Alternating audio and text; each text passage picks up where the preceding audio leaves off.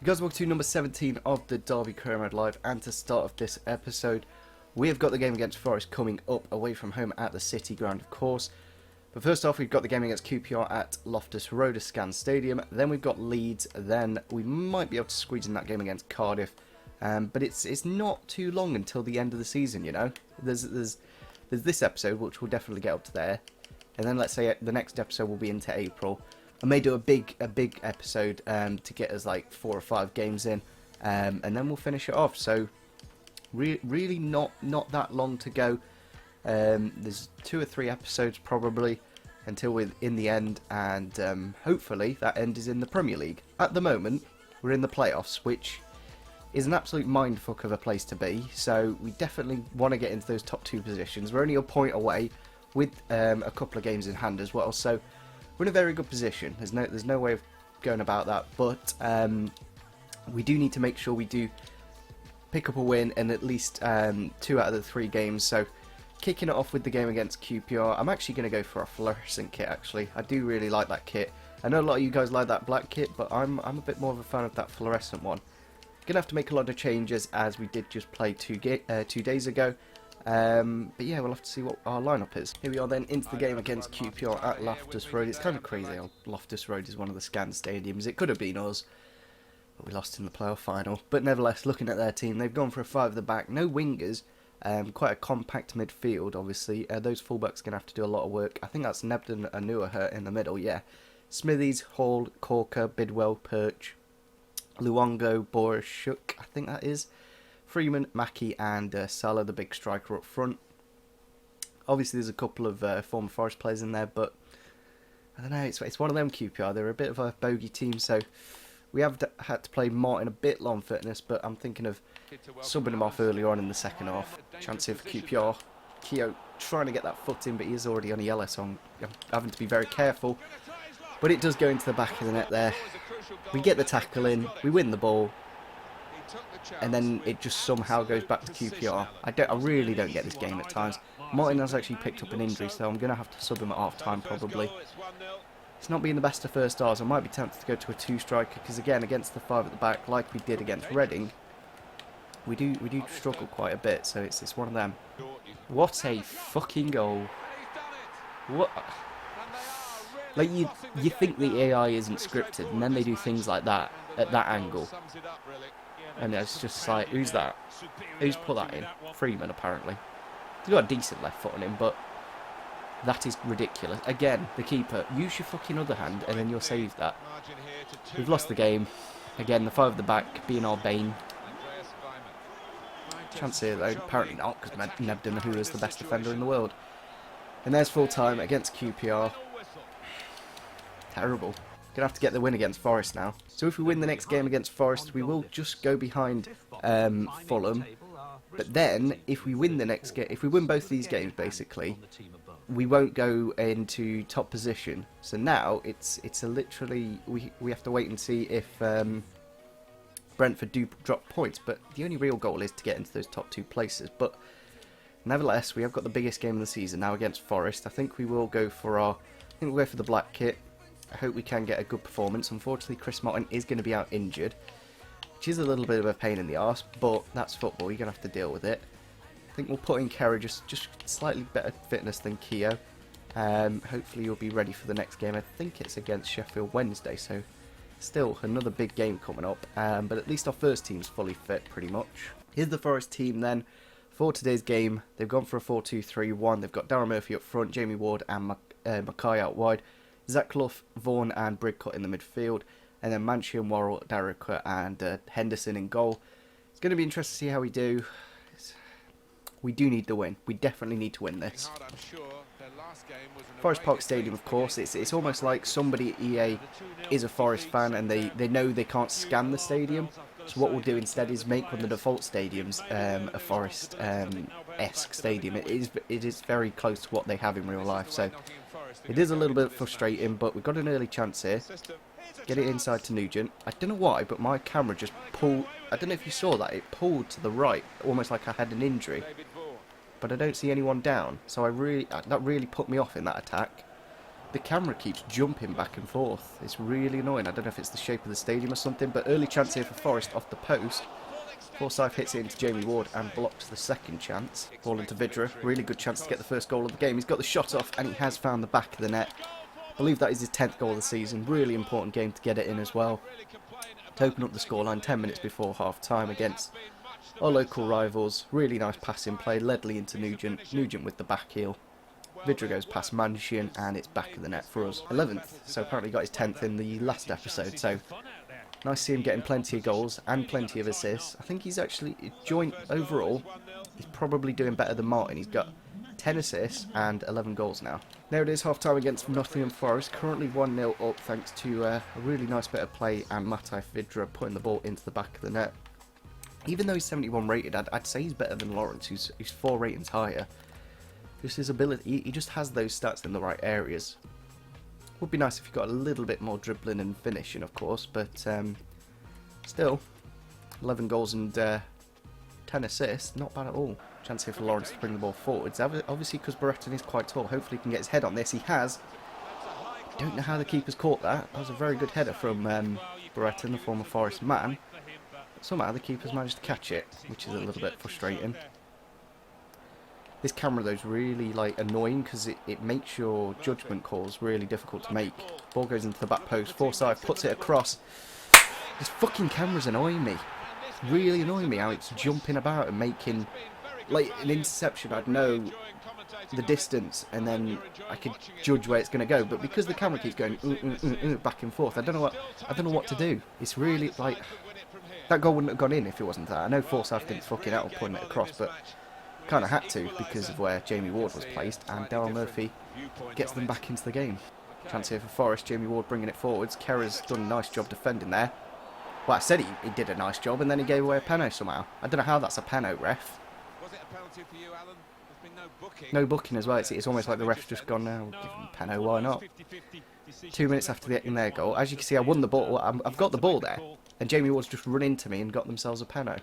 Run up here from Daryl Murphy. I'm going to go to the right. He's gone left of the keeper and makes it 2-1. Forest in the lead. Little bit annoying. Looks like we're going to lose again against Forest. Just seems like we can't beat them this year. I hope it's not like that in real life. I hope it's completely opposite. We don't finish in the top 2 and we beat Forest both times because we have lost the game there against Forest. Broken mechanics, that's all I'm going to put it down to. We had the ball. I don't know if you can actually show the penalty. I don't think you can actually show it now, but within 5 minutes they won the game, and that's how annoying they is. As you can see, we dominated them on shots. They had 4, they scored 2. It's just really annoying. And with that loss, it does put Forest above us, but we still do have 2 games in hand somehow. I still don't understand how it works, but even if we do win that game, we won't go into the top 2 now. We will only go into 4th, only be a point behind Fulham. So I think we just need to stop fucking resting the team for the next game. I think we just need to play the best team, win that game, and then think about the next game. I don't see why I keep resting players when we could just win the game before, make sure we get the 3 points, but instead we got 0 points out of the last 2 games instead of potentially 3. Into the next game then, it is a Tuesday fixture against Leeds United, a very tough game of course. It's going to be interesting to see how we do in real life in this kind of fixture. No Chris Martin again. We have got a bit of a fitness issue again. Just looking at some of the players out on loan that we could potentially bring back. If we just need that little bit more midfield cover, we could always recall Craig Bryson. I'm thinking of actually doing that right now because we just don't have that player that can bring the ball forwards. He has got a couple of goals for Cardiff, and we are about to play them, so I think I'll recall him for 500k. At least it does tell you how much when you do that. At least I know now. Yeah, I'm going to bring back Craig Bryson. We're in a bit of a form, and we need that player just to bring the team up a bit more. Obviously, Keith Bell's out for the next 2 or 3 weeks still. He's got that pace in the midfield, he's got that agility, he's got that ability to bring it forwards, and hopefully he can play in the next game against Leeds. Into the next game then against Leeds United at home.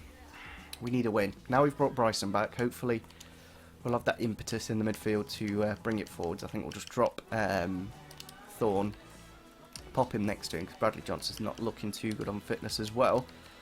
Going to have to make a few changes due to fitness, which is always great.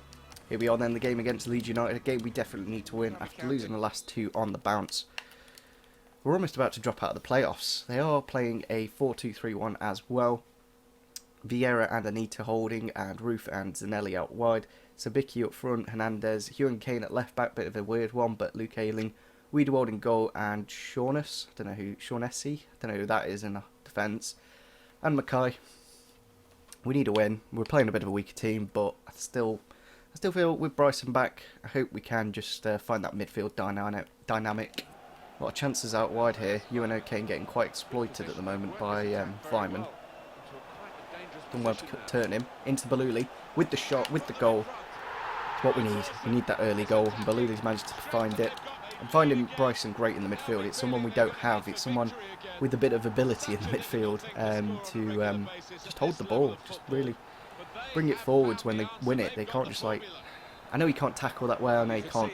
I don't know why I said hold it, because he's not the strongest, but like he can just dribble with the ball. That's what I've needed. Corner here then. 25 minutes gone. Bryson with the ball in. Gone into Nugent. Chance to get it in again. Now into Keogh. Straight into the keeper. Andy Vyman turning the man very nicely indeed with the shot. Good save though at the near post from Wiedewald. He's made a good handful of saves to keep him in it in this first half. Ball into the near post. It's gone past everyone. Still danger. Here we are then, 1-0 up against Leeds. A lot more positive than the last game. Even though we're playing a weaker team, we've had 5 shots. Leeds have only had 1. And Bryson in the midfield's really helped out. I kind of wish I had him for that last game against Forest. I feel like he can just put his foot on the ball and get it going forwards nicely. Ball into Andy Vyman now. Really good run from him. Into the back post, I hope. Into Nugent. And there we go. Made it 2. Got that cushion. That cushion that we haven't had in so long. We've scored a goal, but then we just haven't been able to push on and get that second. But Andy Vyman been absolutely fantastic in this game. On that right-hand side, gets David Nugent his 9th goal of the season, and puts us in a great position going into the last 30 minutes. Chance here for Leeds in the last 15. Definitely don't want to concede a goal and open up the chance at the near post, and it is in the back of the net. I didn't want that to happen, because now Leeds can chuck their man forwards without any problem, and it's going to be a last really tough last 15. Ball into Brereton now. Can he get a goal to get us the lead? Yes, he can. An absolute bullet. And he's finally fucking scored. It's taken him all the way up to March, I think it has. But he's managed to do it. He's managed to get a goal. A little bit lucky. We won it back with Jordan Ibe into Brereton. And a 90-degree angle. Puts it into the back of the net. And that's what I wanted. It's taken him a bloody long time to do that. But he has eventually scored and managed to get us the 3 points in this game, I hope. Baluli with the ball here. Bringing it forwards. Chance to get Brereton a second, but he hasn't quite opened up the space. And there we go. Baluli with his second, though. Brereton just plays like David Nugent, and Martin would have the attacking positioning to pull out to the back post. Instead he ran into the near post and made it more difficult for me, if anything. But we've managed to get the goal. 6th goal for Baluli this season. I don't really rate him, but he's done well, in fairness, performance-wise.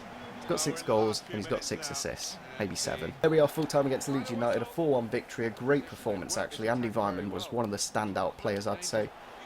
Created a lot, and he probably should get man of the match, but he's probably going to go Baluli just because of the goals. But Andy Vyman, a couple of really good assists to get us the win, I think. I know Baluli got that second to kill off the game, but it was down to Andy Vyman to actually win it. I don't know if I go for Bryson again from the start, because he really did make the difference in that last game.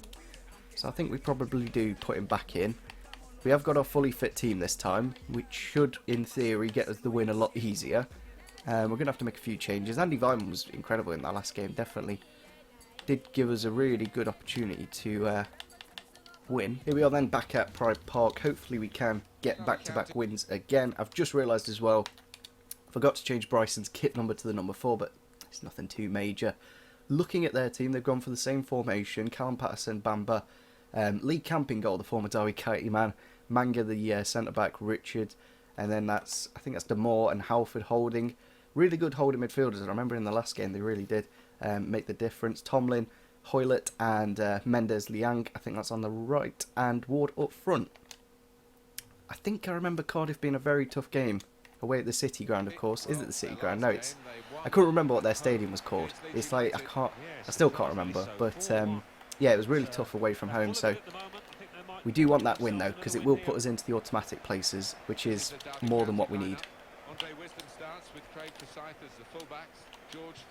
Nice little link-up play early on then. David Nugent, of course, getting a chance now that Martin is injured to get a few fixtures under his belt. It will help with player, well, deterioration. He won't deteriorate as much. Now into Nugent. Ah, yeah, fucked it. Because the defender can cope with it easily.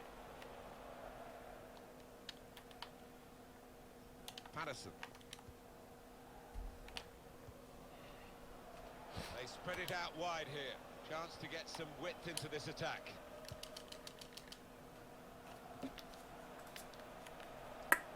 What's that now? What is that? Keogh's lost the ball here. What is that? What is it? Well, they actually could get into a promotion position, the home team. But they might need a bit of help from the other games being played today. Well, they might need a bit of help, but...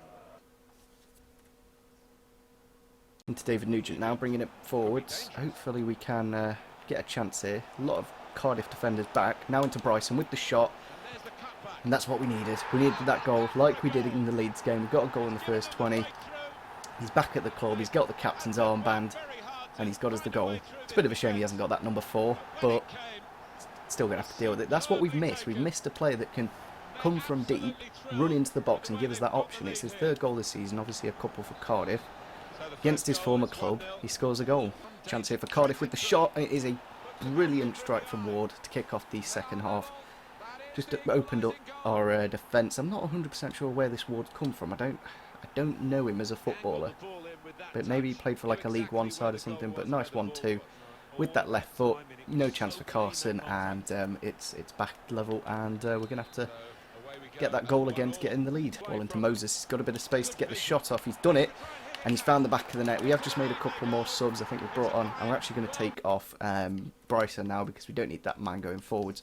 We'll put George Thorne back on the pitch, but not that player. And it just means we're a little bit more solid. I'm bringing on Milo as well on the left-hand side for Lawrence, who hasn't done much. And here we've got the goal to get us into the lead. 25 minutes to go. 4th goal this season. He's done great this game, Bryson. Like he really has helped out again. His stamina's a little bit low. We have just played in back-to-back games. And there we go. The 3 points are ours against Cardiff. Really important victory. Really, like you're going to see in a moment how important these 3 points are. So with that victory, it does put us up to 64 points. However, unfortunately, because Reading did win their game, they still are in the top 2. However, if we do win our game in hand, it will just mean we'll get 2 points ahead of Reading, and we'll only be 1 point off Brentford. So desperately important we do win the next game against Sheffield Wednesday, as always. We have got a few messages here. We're not on track. Well, I've got a game in hand. Chris Martin back from injury. Good to see that. That's quite important. And yeah, I think we're going to end off the episode on this note. We didn't kick it off too well. We lost against our rivals QPR and Forest, but then we've picked up the wins against Leeds and Cardiff. The reason why, because we recalled Craig Bryson. He was the massive difference in those games. He really did help out. We've missed that player that's been able to bring the ball forwards from deep, and we do need to change his kit number. So let me just quickly do that now before I do forget. Not number 3, fuck's sake. Let me try that again. There we go. Now I need to change Forsyth number, so hold on. So there we go, we have wrapped up this episode quite well. It's just a shame that we did lose those first 2 games. Even if we got a point in one of those first 2 games, we would have been in the top 2, I think, on goal difference. Let me just have a quick look. Maybe not, maybe we wouldn't have, but still, it would have been psychologically nice, because then we could have potentially gone top with a good victory against Sheffield Wednesday, who are all the way down in 13th. 10 points off the playoffs, so unlikely they're going to be able to make up those points. But on this rate, if we do play 4 games per episode, we've got these 2 here, then those 2, then them, and then we'll have the season done. If we're top and there's like 3 points behind, we can always simulate that last game against Barnsley. So yeah, hopefully you guys did enjoy this episode. Only 2 more episodes until the season is over, so make sure you do get your comments in now to who we should be signing for the next season, because, well, we need to scout those players, because it takes a very long time to do that, especially players abroad. They take almost 2 months to be scouted. So I don't know 100% what we need. Probably a left back, a first team quality, at least 75 rated, and probably another striker. I think that's what we're looking at. We'll have around 20 mil to spend. But yeah, make sure you do leave a comment down below on any signings, leave a like, subscribe if you are new to the channel, and see you soon. Bye.